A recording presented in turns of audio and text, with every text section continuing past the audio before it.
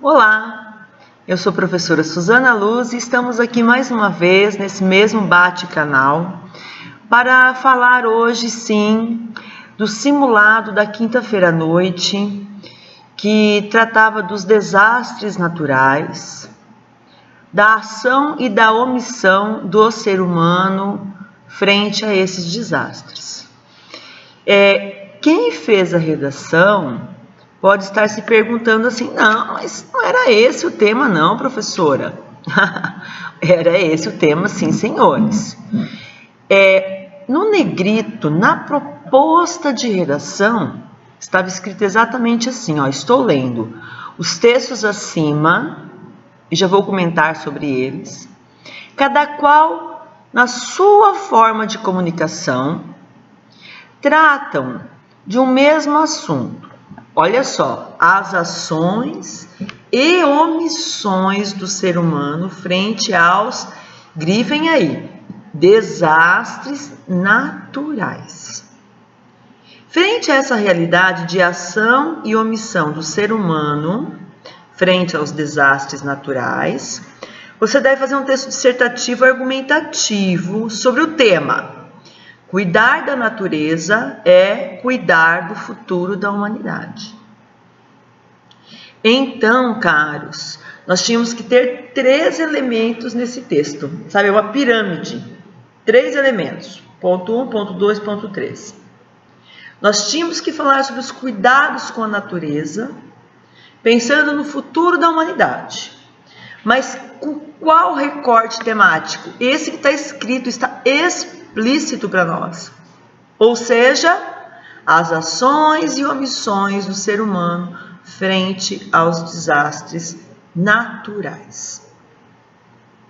Vamos lembrar que quando cai um prédio por falta de cálculo estrutural, não é um desastre natural. Vamos lembrar que o que aconteceu em Mariana não é classificado como um desastre natural.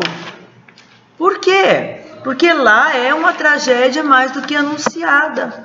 Ora, se uma barragem não está bem arquitetada, não está bem construída, é óbvio que o que vai acontecer vai ser um acidente de grandes proporções, uma tragédia. Nem acidente, não posso nem falar em acidente, porque acidente é uma coisa assim que não está prevista. É um desastre porque pode ser que aconteça. E ali as pessoas assumiram os riscos daquilo acontecer. O que é desastre natural? Uma tempestade. Não tem como falar assim, não, nós vamos conter essa tempestade. Não vai cair essa tempestade aqui em Cuiabá, como aconteceu ontem. Né? Terremoto. Não tem como segurar. Vai ter um terremoto, Isso é natural. Né?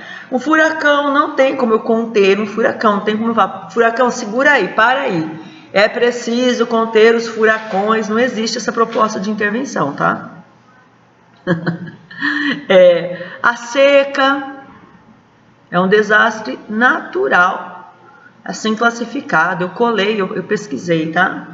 Uma erupção vulcânica, todos esses são desastres naturais.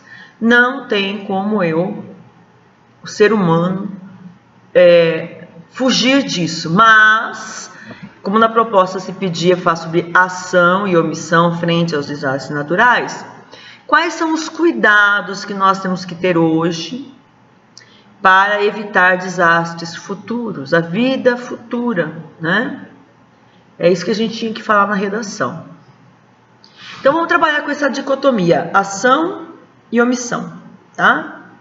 Bom, quando o homem se omite e permite, esse homem é um prefeito, esse homem é um secretário de obras, esse homem é um secretário do que for de uma prefeitura, e permite construção de residências ou do que for, comércio, o que for, numa encosta, em um morro, ele está assumindo um risco. Qual risco? De que haja uma chuva tão forte, uma chuva torrencial, que leve morro abaixo e com esse morro abaixo vá também as casas e os seus habitantes. Esse gestor público está assumindo esse risco. Ele está se omitindo no seu poder de dizer, seu poder de polícia, de dizer, aqui é área de risco, aqui não se constrói um barraco. Então, você já pode dizer o seguinte, colocando esse problema, você já vai logo pensar na proposta de intervenção que você vai colocar lá embaixo. Você vai colocar na sua conclusão. Ora, eu tenho que ter gestores públicos que estejam preocupados em remover pessoas que estão em áreas de risco, para o próprio bem dessas pessoas. Vai ter gente gritando, vai ter gente esperneando, que tenha. É melhor do que ter gente morrendo, né? Ora, eu não posso permitir que as pessoas construam suas residências muito próximas ao rio, porque o rio enche, as pessoas estão dormindo à noite, morre todo mundo afogado. Então ele se omite porque ele quer votos. Eu me omito porque eu quero morar ali perto do rio, quero até explorar o rio. E a hora que o rio sobe, é um desastre natural, porque teve a cheia, teve a enchente, teve a chuva, tal, tempestade. Entra na minha casa, leva tudo e todo ano eu tenho a Rede Globo lá para, coitado. Realmente, essas pessoas, não estou tirando o crédito dessas pessoas que padecem, porque muitas moram ali, porque é o único lugar que tem. Mas é o poder público, tem dinheiro sim, tem dinheiro sobrando, viu gente? A verdade é essa. Só que desviado, mal empregado, né? É o poder público que tem que coibir esse tipo de coisa, né? A omissão, não podemos estar, mas estamos sempre num estado de vulnerabilidade. O que significa esse vulnerabilidade? Ontem à noite, quando se formou aquela chuva aqui em Cuiabá, assim como quando se forma qualquer chuva em qualquer lugar do Brasil, o que era o certo? Os órgãos que preveem o tempo já têm indicado, olha, perigo de chuva. Então, televisão, rádios. Em grandes cidades, eu já estive em Londres, você vê no rádio toda hora anunciando, tem um acidente em tal lugar, evitem tal ponte, tem uma interferência em tal lugar. Então, o próprio radialista conduz, aquela pessoa para não entrar numa determinada avenida, numa determinada rua.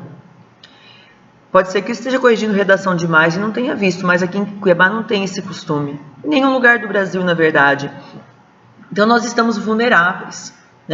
Numa situação de maremoto, não existe aqui na nossa costa brasileira um alarme que possa dizer, foge, corre. Então, não há comunicação. Então, primeiro, eu tenho que pensar, como proposta de intervenção, eu tenho que prever a catástrofe. Eu não posso estar vulnerável à catástrofe. Eu tenho que ter agentes públicos e privados, cidadãos mesmos, que estejam preparados para lidar com aquela situação de vulnerabilidade. Teve um tempo atrás aí que o pessoal falava que lá a nossa represa lá no Manso ia estourar, ia levar Cuiabá embora, tal. Vamos tirar a questão assim religiosa, excêntrica, tudo mais, e vamos pensar se uma hora acontece isso mesmo. Nós estamos preparados, nós sabemos lidar com um desastre assim natural? Claro que não sabemos, tá? Não sabemos. Existe também a questão estou olhando para baixo porque tem uma cola que vou olhar para cima. Tem a questão também da previsibilidade, Um dos alunos falou uma coisa interessante que eu já tinha lido há bastante tempo, mas tinha esquecido, que é a questão desses rios escondidos, São Paulo tem um monte de rio escondido. O que é um rio escondido? Em cima do rio tem uma avenida, em cima do rio foi construído, o rio é canalizado. Mas é interessante porque quando chove, parece que a água tem uma memória, Ela traça o mesmo curso daquele rio, Quando não, o rio também que está lá canalizado não aguenta, estoura, E vem Será que a Defesa Civil está preparada para isso? Será que a Defesa Civil prepara a população para isso ou ela se omite? Ela age ou ela se omite? Então, o tema da redação era sobre isso. Ela age ou ela se omite? Como que nós cuidamos do futuro da nossa cidade? Nossa cidade vai ser uma cidade que para sempre, então eu tenho que ensinar para os meus filhos, para os meus netos, para os meus bisnetos, que para sempre em Cuiabá, quando chover, vai inundar aqui embaixo da ponte, aqui embaixo do viaduto do shopping, aqui no Cochipó. Ou nós vamos ter um plano de ação, Como que é mesmo, Leonardo, que chama?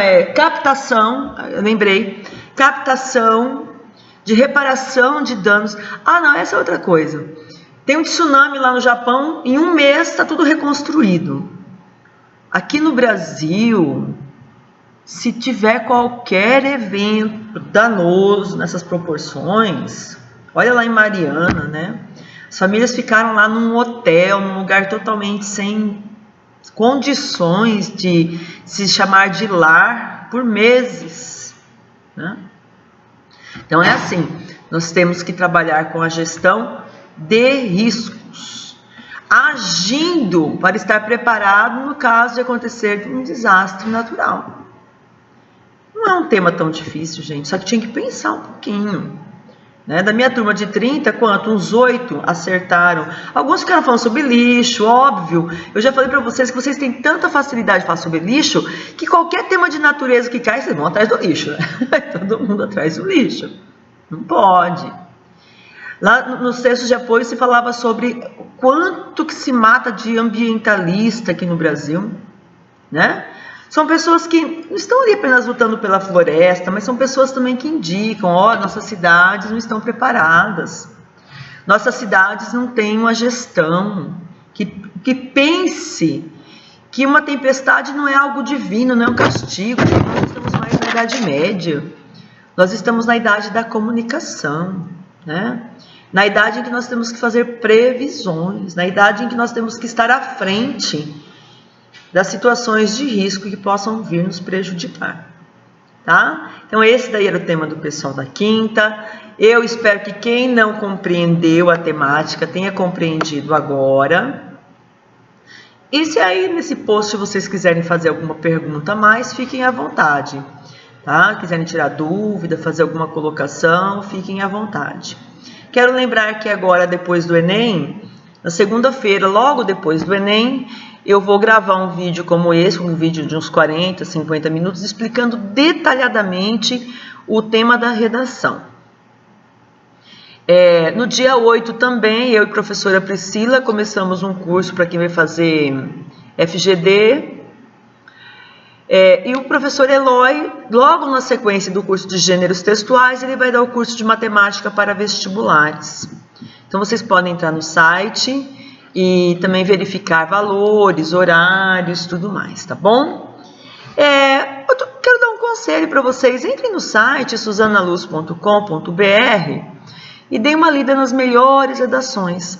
Eu estou publicando lá os simulados que tiraram 960, 980, tá bom?